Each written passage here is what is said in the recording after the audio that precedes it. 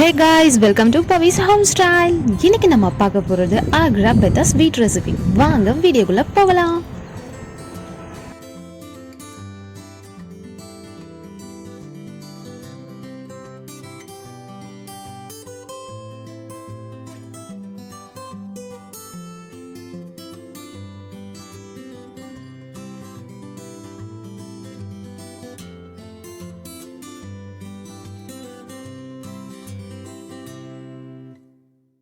இன்னைக்கு நம்ம பண்ண போகிற ஸ்வீட்க்கு நான் ஒரு 1/2 கிலோ அளவுக்கு வெள்ளை பூசணிக்காய் எடுத்துக்கிறேன். ஃபர்ஸ்ட் அதோட இந்த சென்டர் பார்ட்டை நம்ம கட் பண்ணி எடுத்துக்கலாம்.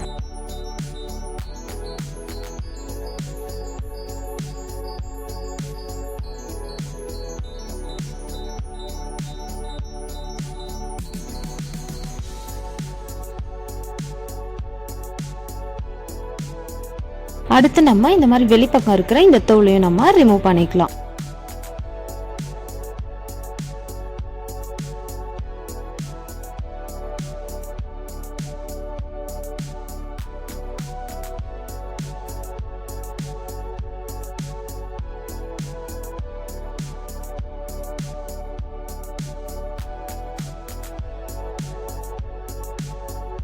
கம்ப்ளீட்டாக இதோட தோல்லாம் நம்ம க்ளீன் பண்ணிட்டோம்.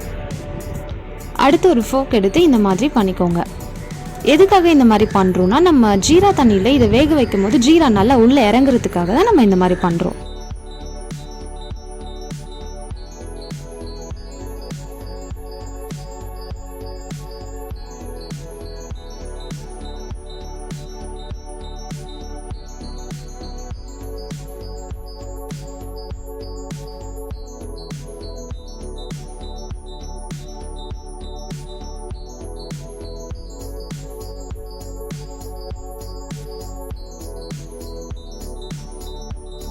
நெக்ஸ்ட் ஒரு 1/2 டேபிள் ஸ்பூன் அளவுக்கு சுண்ணாம்பு எடுத்து அதை இந்த மாதிரி தண்ணியில் கரைச்சிக்கோங்க.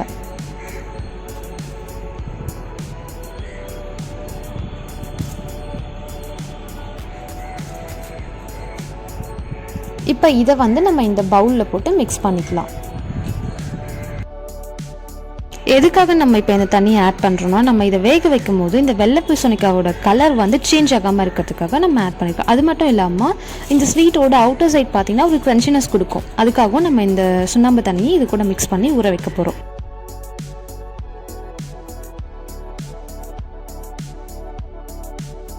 இப்போ இந்த பூசணிக்காயை நம்ம ஒரு 10 to 12 hours வரைக்கும் நம்ம நல்லா ஊற வச்சிடலாம். 12 ஹவர்ஸ்க்கு அப்புறமா இந்த பூசணிக்காவை தனியாக எடுத்து இதை நல்லா நம்ம வாஷ் பண்ணிக்கணும். நம்ம சுண்ணாம்பு தண்ணியில் ஊற வச்சதுனால எல்லா சைடுமே நல்லா தேய்ச்சி கழுவிக்கணும். நெக்ஸ்ட் ஒரு பேன் எடுத்து அதில் நம்ம கொஞ்சம் தண்ணி ஊற்றி இதை நல்லா பாயில் பண்ணிக்கலாம். தண்ணி கொஞ்சம் நல்லா கொதிச்சு வந்ததும் இதில் நம்ம வாஷ் பண்ணி வச்சுருக்கிற பூசணிக்காவை ஆட் பண்ணிக்கலாம்.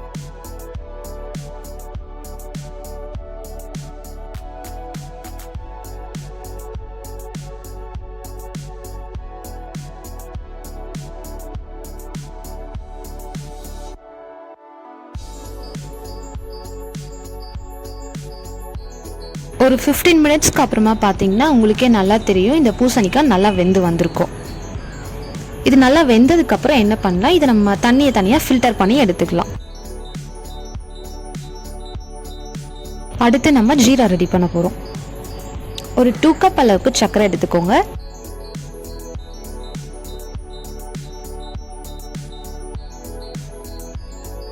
இது கூட ஒரு 1.5 கப் அளவுக்கு தண்ணி ஆட் பண்ணிக்கலாம். ரெண்டுத்தையும் நல்லா மிக்ஸ் பண்ணி விட்டுக்கோங்க.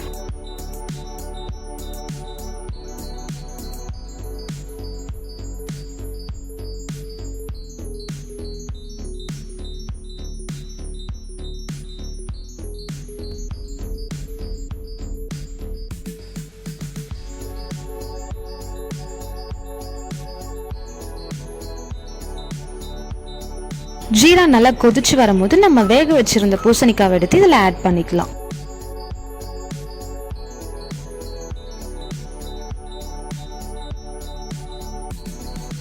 ஜீரா நல்லா திக்காகிற வரைக்கும் நம்ம இந்த பூசணிக்காயை குக் பண்ணலாம்.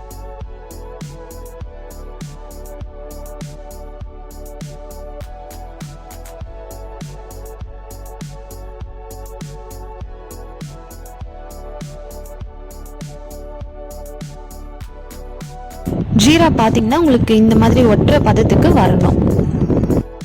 ஒன்ஸ் இது குக் ஆனதும் இதெல்லாம் நம்ம வேறு பிளேட்டில் மாற்றிட்டு ஒரு 12 ஹவர்ஸ்க்கு இதை அப்படியே வச்சிடலாம்.